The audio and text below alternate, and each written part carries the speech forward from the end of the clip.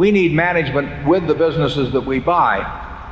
And 3 times out of 4 or thereabouts, the manager is the owner and is receiving tens of millions, maybe hundreds of millions of dollars. So they don't have to work.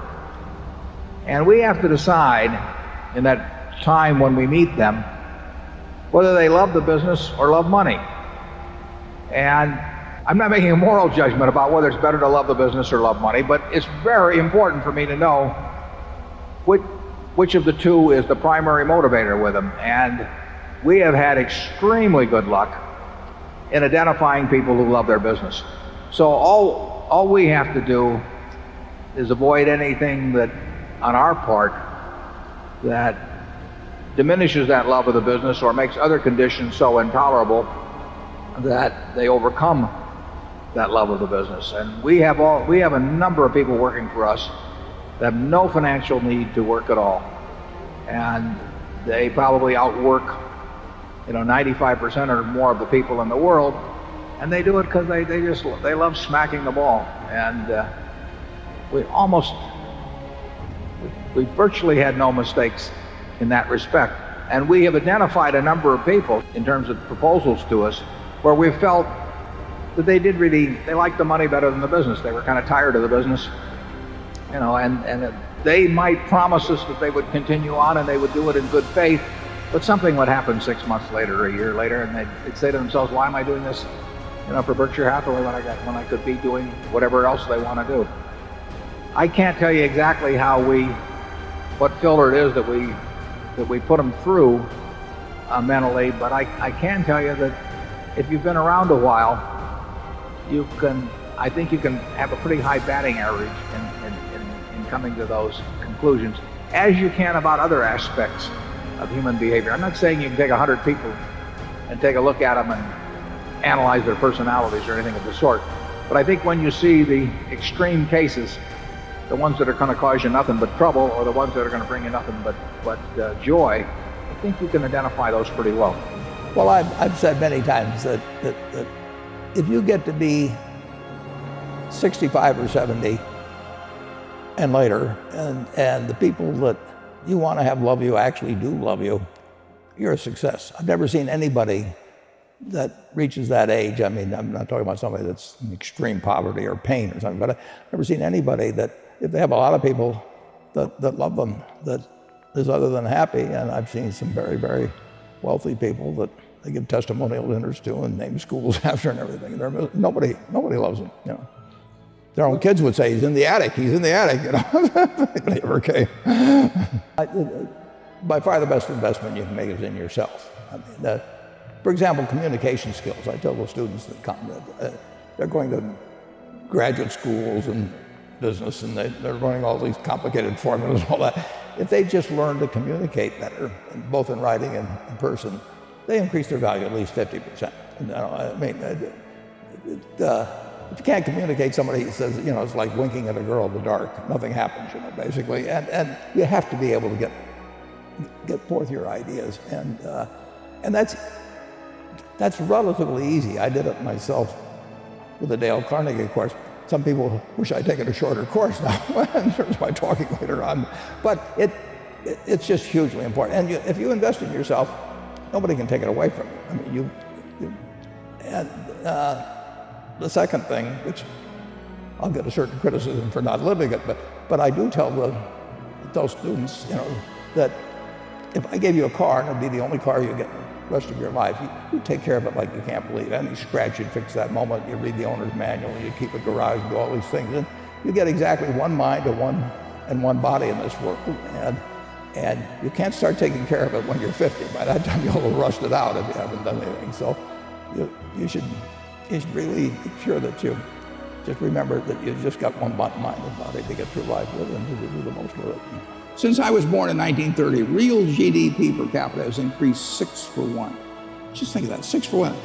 I mean, you went centuries when nothing happened for people. And this country works. I mean, I consider the luckiest person on a probabilistic basis that ever lived is the baby that's born today in the United States. I mean, it is a fabulous country, and the market system works all kinds of things. But we do have to, in my view, we have to make sure that everybody participates to a reasonable degree. We don't want equality of results, but we also want a base level that's satisfactory for our people. I bought a book in 1949 by a fellow named Ben Graham called The Intelligent Investor. I don't remember what I paid, but aside from what I paid for my 2 marriage licenses, that was the best investment I ever made. It's very important to have the right framework. You need to have an approach to investing that's sound. And Graham's approach is simple, but some people adopt to it, and which I did immediately, and most people don't. But if you have the right philosophy, you will find opportunities as you go through the next 20, 30, 40, 50 years. And frankly, you're most likely to find them when in periods like 5 years ago when we were having the panic. I mean, stocks sell at silly prices from time to time. Most stocks at one time or another sell at very silly prices. And it doesn't take a high IQ to figure out that they're cheap, but it does take a temperament that's willing to step up and actually act. I tell people, if they're going in the investment business, if you got 160 IQ, sell 30 points to somebody else because you won't need it. I mean, I figured out very early, you don't have to be that smart in this business, which is fortunate, but you do have to have the right temperament.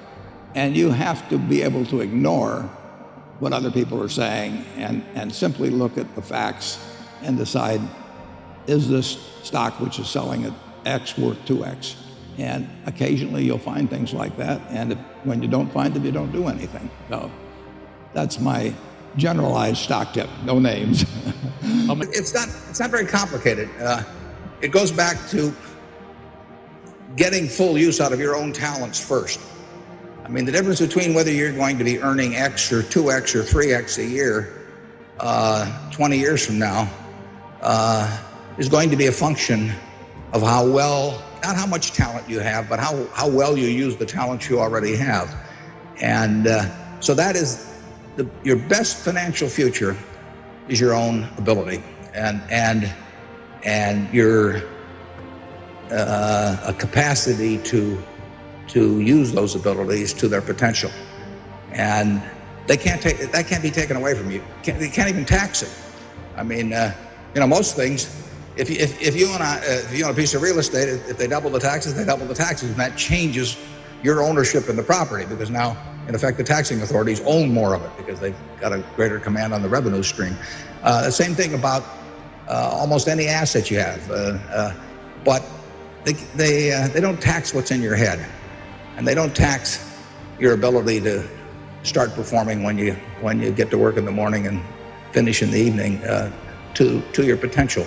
One of the things that amazes me is how people who really do perform well just sort of jump out at you once you're running a business. When I got out of school, I thought, everybody would behave that way, but they don't. Most people sort of go through life in a sleepwalk, and if you don't, you will stand out. So the biggest thing for your financial future is yourself. Now, beyond that, it is always being ahead of the game rather than getting behind the game. It's saving a little, no matter how you do it. I mean, I delivered papers, I worked at Penny's, I sold golf balls, I had a pinball machine around. I did a lot of things that enabled me to accumulate about $10,000 by the time I got out of school.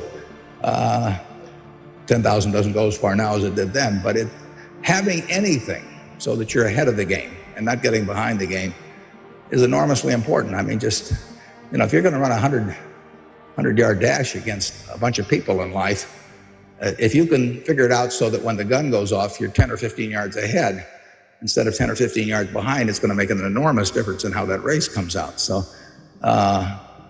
having some net resources doesn't make much difference whether they're in stocks or bonds, in my view, but and not having debt when that gun goes off when you get out of school is a huge plus over being behind the game. And